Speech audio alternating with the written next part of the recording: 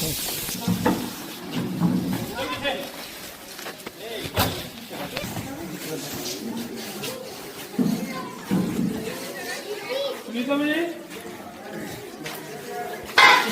Class में top किया? खड़े हो। चलो क्लास में अच्छे नंबर किस किसने ले आए? जो फर्स्ट आए क्लास में खड़े हो। Very good very good very good. जो फर्स्ट आए होंगे। कौन सी क्लास है बेटा? Very good. और भाई बाकी लोग क्या हुआ? खड़े हो। कितने नंबर आए? कितने क्लास से हैं? कितने नंबर आए? कितने नंबर आए? नहीं आए अच्छे? क्यों पढ़े नहीं? हैं? पढ़ना है।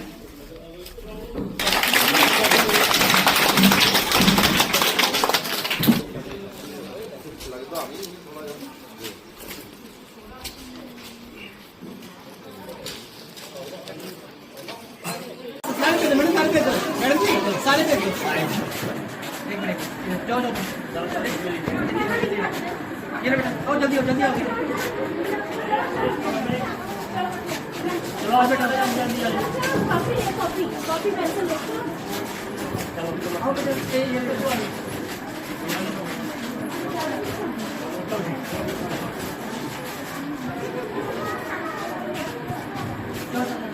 ये आगे आओ आगे आओ आगे आओ आगे आओ बेटा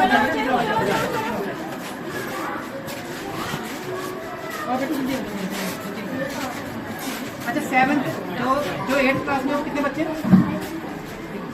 8 क्लास में सिर्फ 4 बच्चे हैं। फीस आ रही उन बच्चों की जिन बच्चों जिन्होंने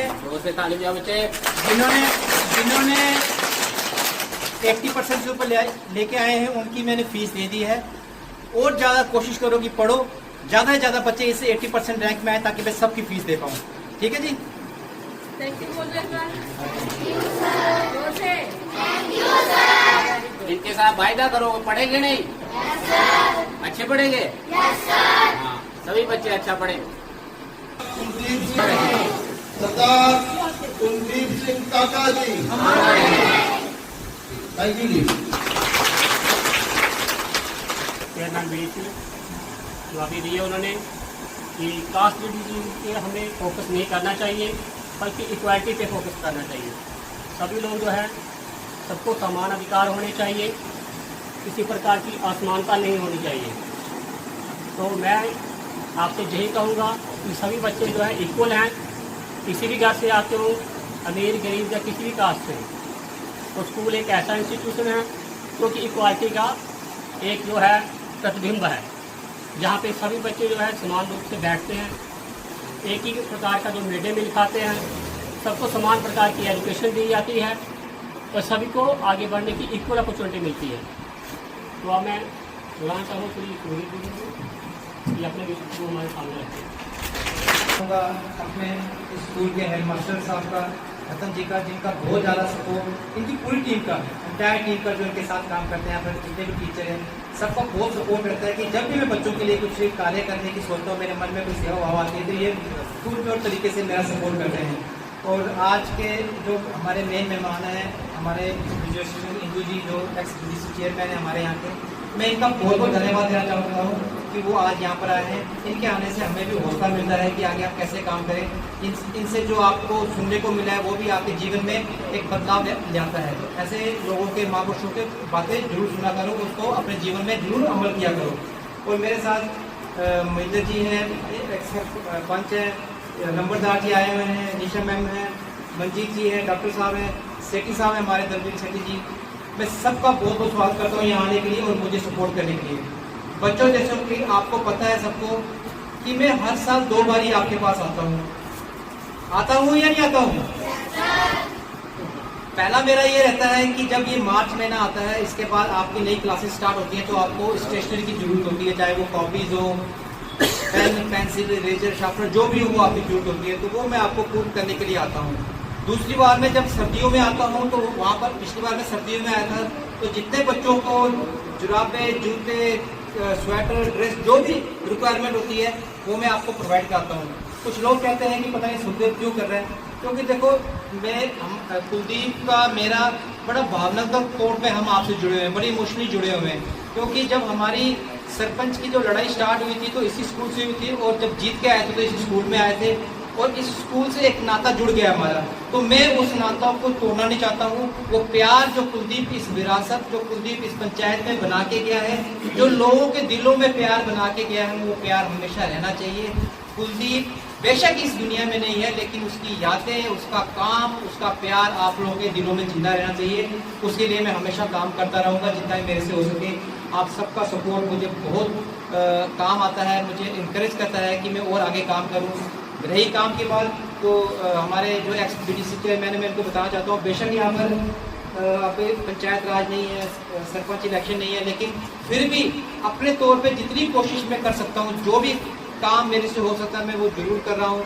अभी आपने पीछे देखा होगा, मैंने यहाँ पर लाइटें लगवाई, जो सोलर लाइटें हैं। अब कमी है डिपार्टमेंट में, तो हम डिपार्टमेंट के साथ तो लड़ नहीं सकते, जितना अपने से होता है। मैंने इसी मोहल्ले में 2 लाइटें, तो नंबरदार जी भी थे, तो कल हमने परसों इंस्टॉल की। मोना मेरा छोटा भाई खड़ा हुआ है, उसके इलाके में भी आज तक लाइट नहीं लगी थी, तो उसके भी मैंने लाइट लगवा दी। चलो, लोगों के कुछ है हमारे तरखान मोहल्ले में एक बेचारी थी फैमिली, उनको भी हमने लेंटर डाल के दिया। टंडियारी दलवीर सेठी जी का पंचायत है, वहाँ भी हमने एक बेटी की बड़ी धूमधाम से शादी करवाई, और प्लस उसका आज घर बना रहे हैं। तो मेरा ये कहना है, हमारा जो ये काम है ये सेवा भाव से चल रहा है। कल को मैं सोचूं कि वो बंदा पॉलिटिकल बंदा है, मैं उस जैसा बनूं, तो मैं कभी नहीं बन सकता। और कोई सोचे कि मैं सुखदेव जैसा समाज सेवक बनूं, तो वो भी नहीं बन सकता। अपने अपनी फील्ड पे सारे माहिर होते हैं, अपने अपने काम पे माहिर होते हैं। किसी दूसरे को नीचे दिखाने के लिए, किसी दूसरे को डिफेम करने के लिए कोई काम नहीं करना चाहिए। अगर कोई काम करना है, अपने मन से करो, अपने बिना स्वार्थ के करो। आज बच्चों में आपके लिए काम कर रहा हूँ, मैं आपके पास पिछले 3 साल से लगातार आ रहा हूँ, और पूरे जम्मू डिवीजन की अगर बात करूँ तो मैं पिछले 20 साल से काम कर रहा हूँ। मुझे ऐसे ही नहीं लोगों ने प्यार दिया है। आज मेरे इस काम की वजह से मैं हर दूसरे दिन नेशनल न्यूज चैनल के ऊपर डिबेट करता हूँ, अपने सोशल कामों की वजह से। मैं परसों भी पंजाब का सबसे बड़ा चैनल है जगबानी चैनल, उन्होंने मुझे बुलाया था, मैं वहाँ पर मैंने इंटरव्यू दिया, उन्होंने मुझे बुलाया। विजय चोपड़ा साहब, जिसके साथ बैठने के लिए लोग तरसते हैं, जिनकी डायरेक्ट टॉक मोदी साहब से है, उनसे कोई ऐसे मिल सकता। लेकिन आप सबकी दुआओं से, आप सबके सपोर्ट से मैं उनसे मिलाया, बैठा, उनसे बात की, उनके अपने जो पंचायत है, अपनी पंचायत की बात की, सबकी बात की। मेरा एक ही मकसद है, मेरा एक ही काम है कि किशनपुर कंडी पंचायत जो कुलदीप सिंह के नाम से जानी जाती है, वो हमेशा जानी जाएगी। इसमें कोई ऐसा काम नहीं होगा जिससे कि उसके नाम को ठेस पहुंचे। मेन उसका काम जो है वो है इस पंचायत में एकता और प्यार बना रहे। वो एकता और प्यार मैं हमेशा बना के रखूंगा। बहुत सारे लोग आते हैं उस चीज़ को तोड़ने के लिए, मैं उनसे भी हाथ जोड़ के मेरी विनती रहेगी कि सब चीज़ें अलग चीज़ें, राजनीति, पॉलिटिकल, धर्म अधर्म सब अलग है, वो चीज़ है। लेकिन जहाँ सेवा भाव की बात आती है, जहाँ प्यार की बात आती है, तो हम सब ने एक मंच पे खड़े होकर काम करना है। तो बच्चों, मैं आपके लिए हमेशा तैयार हूँ। पिछली बार जब मैं आपके प्रोग्राम में 26 जनवरी में आया था, तो मैंने एक अनाउंसमेंट की थी आप सबके बीच में। मैंने एक अनाउंसमेंट की थी आप सबके बीच में कि जो भी बच्चा 80% से ऊपर लेके आएगा, उसको सब कुछ वो दिया जाएगा जो उसको पढ़ाई के रिलेटेड चाहिए। तो मुझे खुशी है कि आप में से 20 बच्चे हैं, 20 बच्चे हैं, आप में से 20 बच्चों ने वो अंक हासिल किए हैं जो जिसकी मुझे उम्मीद थी। लेकिन मैं चाहूँगा कि सारे बच्चे इस कैटेगरी में आए और जितनी ज़्यादा मेरे से हो सके मैं उनकी सेवा करूँ। और बच्चों में खासकर आपसे बोलना चाहूँगा, आपके बारे में स्कूल में अटेंडेंस को लेके इतनी सारी कंप्लेंटें हैं जिसका मुझे बड़ा दुख है इस चीज़ का। आप लोग अगर पढ़ने आ रहे हो तो पढ़ो, नहीं पढ़ना है तो फिर घर बैठ जाओ। ये नहीं है कि आपने हफ्ते में 2 दिन आना है, 4 दिन नहीं आना है। कुछ बच्चों के पेरेंट्स अगर सुन रहे होंगे तो मैं उनको बोलना चाहूँगा, बच्चों को स्कूल जरूर भेजा करो।